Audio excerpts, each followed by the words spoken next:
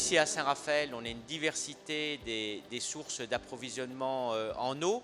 Je crois qu'on a près de 7 sources différentes, et ceci depuis des années. On a également une retenue d'eau qui est une des plus importantes en France avec le lac de Saint-Cassien auquel nous sommes raccordés, qui est à proximité.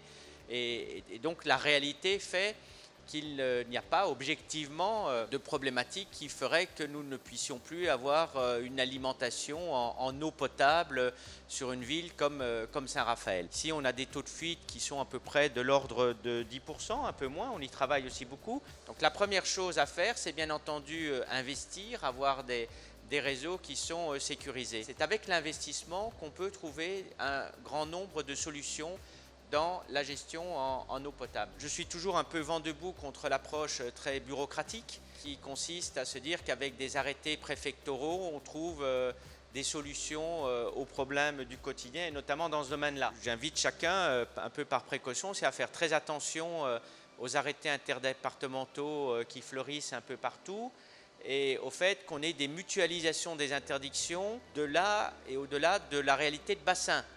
C'est, comme je vous l'indiquais, nous pouvons faire partie à peu près du même bassin que les pays de faïence, mais se retrouver avec des restrictions qui ne seraient pas justifiées parce que nous n'avons pas les mêmes problèmes. Donc la solidarité, ça doit se faire autour de l'investissement, ça ne doit pas se faire autour de la pénurie. Les usages principaux de l'eau restent, sauf erreur de ma part, l'industrie et l'agriculture. Et pour l'industrie et l'agriculture, ou pour encore d'autres usages, et c'est l'objet pour lequel on est réunis aujourd'hui, l'arrosage de golf ou l'arrosage d'espaces verts, on n'a peut-être pas besoin d'avoir la même qualité d'eau que lorsqu'il s'agit de la consommation humaine. On met à peu près 5 ans pour faire ça, avec des technologies qui sont totalement éprouvées. On a la chance en France, et il faut le mettre en avant, d'avoir des leaders mondiaux dans le domaine de l'environnement, et je salue nos amis de Veolia sur lesquels on a un partenariat avec la communauté d'agglomération. Ce sont des investissements,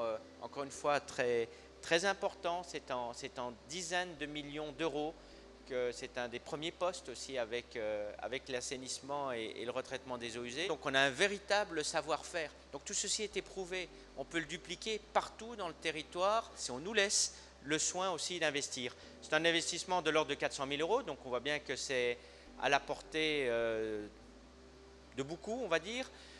C'est un investissement qui a été financé aussi à 50% par l'Agence de l'eau, donc on voit que l'État accompagne aussi à l'aide de subventions.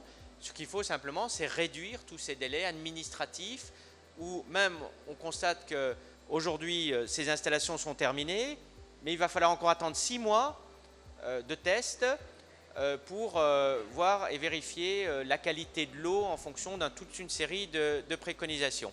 Néanmoins, pour arroser un golf ou pour arroser des rues ou pour arroser des plantations, je ne suis pas sûr qu'il faille multiplier les tests. Il y a d'autres communes pas très loin, ça a mis 5 ans. Usine terminée pour pouvoir la mettre en service. 5 ans. Enfin, tout ceci est totalement absurde face aux difficultés auxquelles nous devons faire face. Donc on veut bien avoir une gestion qui soit très rigoureuse de l'eau et ça on est tous d'accord. On a également changé nos modes d'arrosage, on a également changé des modes de plantation. Donc il y a une véritable réflexion sur cette transition. Mais quand vous avez des investissements qui sont utiles, il faut que ces derniers puissent intervenir dans des délais qui puissent être raisonnables. Toute l'expérience, nous l'avons, vous l'avez.